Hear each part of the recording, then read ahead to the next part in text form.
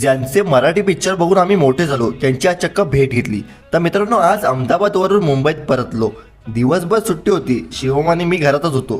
तर शिवमला म्हटलं चल नाटक बघायला जाऊया. अगोदर त्याने मी नाही अशी नाटकं करत होता. नंतर तिकीट काढले असं बोलल्यावर तयार झाला. विरारवरून आम्ही लोकलने बोरिवलीला पोहोचलो. प्रबोधन ठाकरे नाट्यगृहाला आज दिग्गज अभिनेते संजय नार्वेकर यांचा भ्रमाचा भोपळा हे मराठी विनोदी नाटक होतं. आणि आमचं नशीब म्हणजे आज त्यांचा 50वा प्रयोग होता.